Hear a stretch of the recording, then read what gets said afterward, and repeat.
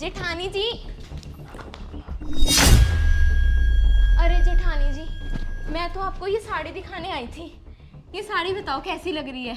साड़ी तो अंजलि बहुत अच्छी है और कलर भी कितना अच्छा है, तुझ पर जचेगी। पर तुझे लगी तो नहीं? नहीं जेठानी जी, मुझे कुछ नहीं हुआ, मैं बिल्कुल ठीक हूँ। और जेठानी जी, मैं तो ये बोल रही थी कि तीज आने वाली है। तीज पर ना हम दोनों ही साड़ियाँ पहनेंगे, तो आप ना अपने लिए भी साड़ी पसंद कर लो। मैं नई साड़ी लेकर क्या करूँगी? और वैसे भी अंजलि, मेरी ना पिछले साल की साड़ियाँ ऐसी की ऐसी पड़ी हैं, मैंने पहनी ही नहीं। उन्हीं में से डाल लूँगी तीज पर।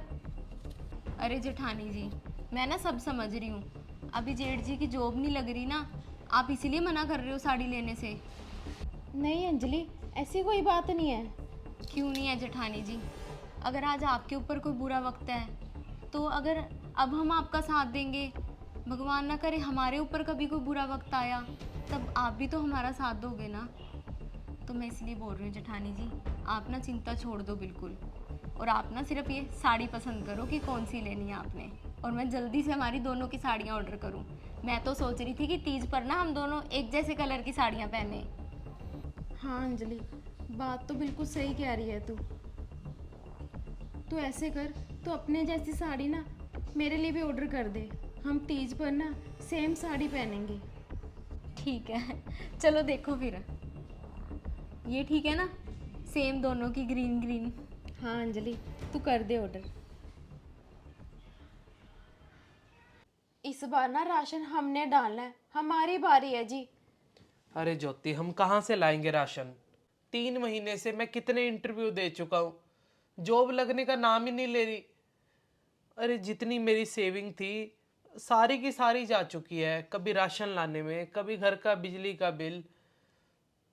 मुझसे ज्योति अब इतने खर्चे नहीं हो पा रहे हैं, और जॉब के बिना तो अब पॉसिबल ही नहीं है घर का राशन लाना। क्या करें जी, ये तो करना पड़ेगा। आप ऐसे करो ना, मेरे शादी वाले गहने गिरवी रख दो, जब पैसे आएंगे छुड़वा लेंगे। बस ज्योति, गहने गिरवी रखने की बात ना दोबारा मत करना। तूने बोल दिया ना, इतना ही बहुत है। मैं तो ये सोच रहा हूँ कि हम ना एक अलग घर ले लेते हैं, जैसा भी होगा रूखा सूखा खा लेंगे और कर लेंगे गुजारा। क्योंकि जब तक मेरा छोटा भाई था अकेला, तब तक चल रहा था, अगर वो खर्चा कर देता था तो। पर अब तो अंजलि आ चुकी है, छोटे भाई की भी शादी हो गई है, अब उसकी भी गृहस्थी है, और अंजलि भी जॉब करती है, अच्छा खासा पैसा कमाती है। कहीं उसे ना बुरा लग जाए हमारे ऊपर इतना खर्चा करना, क्योंकि पिछले 3-4 महीने से ना सारा खर्चा मेरा छोटा भाई उठा रहा है हमारा। मुझे तो लगता है कि हमें अलग हो ही जाना चाहिए ज्योति। हम ऐसे कब तक अपने छोटे भाई के ऊपर बोझ बन के रहेंगे? भैया, आपने तो हमें 1 मिनट में ही पराया कर दिया। भैया, आपको याद है जब मेरी शादी हुई थी, तब आपने मेरे सिर पे हाथ रख के क्या बोला था कि छोटी भाभियां तो छोटी बहन जैसी होती हैं, और तुम मेरी छोटी बहन हो। और अब भैया, आप दोनों भाइयों में कितना प्यार है। आपने रवि के लिए हमेशा से कितना कुछ किया है, तो सिर्फ मेरे इस घर में आने से क्या बदल गया? और जेठानी जी, आप भी तो हमेशा से मुझे अपनी बहन समझती हो, और अब आप ये राशन की चिंता लेके बैठ गए। लो, दो मुझे ये राशन की कापी। और जब तक सब कुछ ठीक नहीं हो जाता ना, तो ये राशन, घर का सारा खर्चा, ये सब कुछ हम खुद देख लेंगे।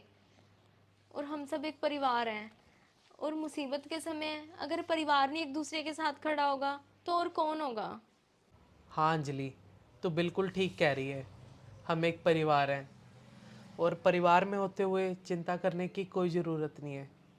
और हाँ, मैं आज के बाद ना तुझे अपनी छोटी बहन ही समझूंगा। हाँ भैया।